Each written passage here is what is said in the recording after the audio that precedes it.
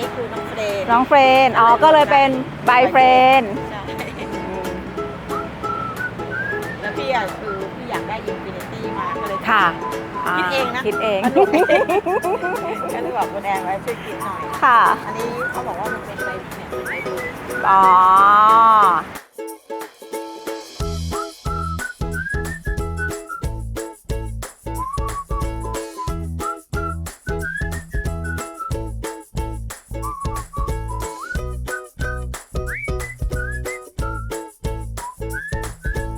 วันนี้ก็มาส่งมอบนะคะรถของพี่ชายคันนี้นะคะคุณถามก่อนค่ะว่าทำไมพี่ชายถึงเลือกเป็นซูซูกิคะก็ตอนที่ตั้งใจว่าจะทำธุรกิจเกี่ยวกับค้าขายครับก็ดูเห็นรถฟู้ดทรัคไว้แล้วก็ดูหลายๆยี่ห้อเลยเห็นซูซูกิที่เขาทำกันเยอะๆส่วนใหญ่ที่ผมเห็นนะครับจะเป็นของซูซูกินี่แหละทำแล้วมันดูรูปทรงดูลักษณะรถดูอะไรพวกนี้มันดูแล้วมันดูสวยงามแล้วมันดูน่าใช้งานแล้วมันดูที่ตอบโจทย์การขายของไอ้รูปแบบของฟู้ดทรัคมากกว่าแล้วดูจากที่เขาทำหลายๆคันที่มีสติกเกอร์แรปรูปสวยๆอะไรอย่างเงี้ยมันจะทำให้รถดูน่าสนใจแล้วทำให้การขายมีโอกาสที่จะขายได้มากขึ้นมีส่วนหนึ่งเป็นส่วนหนึ่งของการเพิ่มยอดขายได้ด้วยดูหลายยี่ห้อเหมือนกันตอนแรกดูซูซูกิแต่ก็ติดตรงซูซูกิที่เป็นเกียร์ธรรมดานี่แหละนะครับอันนี้ฝากบอกผู้บริหารเลยนะครับถ้ามีออโต้ให้ทางเลือกได้เนี่ยก็น่าจะดีมากสำหรับลูกค้านะครับใช่ตอนแรกก็คิดว่าอยากได้ออโต้แต่ไปดูยี่ห้ออื่นไปดูรูปทรงแล้วไปดูลักษณะรถแล้วเนี่ยผมดูว่ามันยังไม่เหมาะคือหลายๆอย่างมันดูแล้วมันอาจจะใหญ่ไปแล้วก็เทอะท้าไปไม่เหมาะกับการทำฟู้ดทรัคก็เลยคิดว่ายังไงก็ไม่เป็นไรอย่างน้อยเกียร์ธรรมดาไม่ได้ขับนานก็ใช้เวลาทำความคุ้นเคยกับมันหน่อยก็น่าจะขับได้ก็เลยตัดสินใจที่จะเลือกซูซูกิแครี่นะครับเท่าที่ดูเราน่าจะเทคแคร์ลูกค้าได้ดีแล้วก็ตอบโจทย์เรื่องการขายได้ดี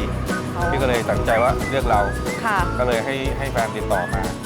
แล้วก็ทำรถฟู้ดทรัคกับเราแล้วคันนี้ขายอะไรบ้างคะพี่ชายคันนี้ที่แฟนก็จะขายเป็นไอตัวก๋วยจั๊บยวนนะครับแล้วก็เป็นกิโลแล้วกุยจ้วยอะไรนะกุยอะไรทุกอย่างกุยช่ายหรือเปล่ากุยอะไรนะไปไหนละไม่เป็นไรเมนูใหม่เมนูไม่ค่อยได้ยินแล้วก็เป็นเซเลบี้ครับขาย3อย่างตลาดที่ขายก็จะเป็นตลาดตรงสัมภากรเย็นนะครับช่วงเย็น4 โมงถึงประมาณ2-3 ทุ่มครับถ้าลูกค้าท่านใดสนใจก็แวะไปอุดหนุนได้นะหรือว่าอยากลองมาชิมฝีมือก็ลองแวะไปชิมได้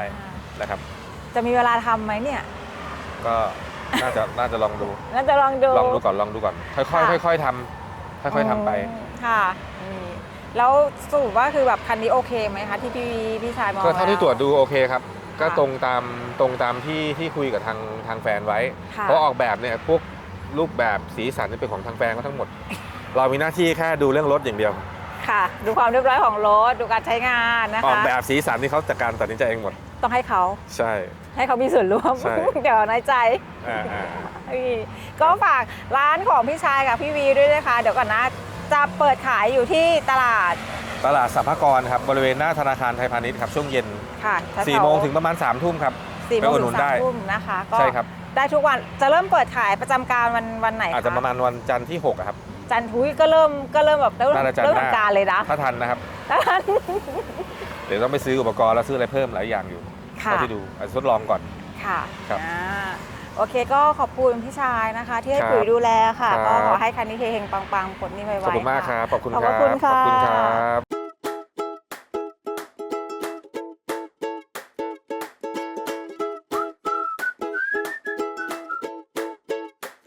ค่ะคันนี้นะคะก็จะเป็นตู้หลังคาแบบ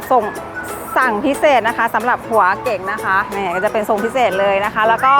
ด้านข้างนะคะเป็นแบบเปิดปิดยก3ด้านก็คือเป็นหน้าร้านนะคะแต่ว่าด้านท้ายจะเป็นเปิดประตูออกมาแยกออกมาค่ะแล้วก็กางเป็นโต๊ะบาร์ทั้ง2ฝั่งเลยนะคะคันนี้มีเคาน์เตอร์นะคะเป็นลักษณะตัวยูก็คือเต็มคันเลยค่ะมีซิงค์ล้างด้วยนะคะติดตั้งเพิ่มนะคะโซลาร์เซลล์นะคะติดตั้งโซลาร์เซลล์เพิ่มเลยนะคะก็คือคันนี้จะไปจอดไหนใช้ไฟได้ค่ะ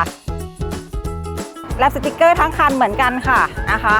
ราคาก็เริ่มต้นจะอยู่ที่ 635,000 บาทนะคะแล้วก็การใช้เงินดาวก็จะอยู่ที่ประมาณตอนนี้โปรโมชั่นก็คือ 99,000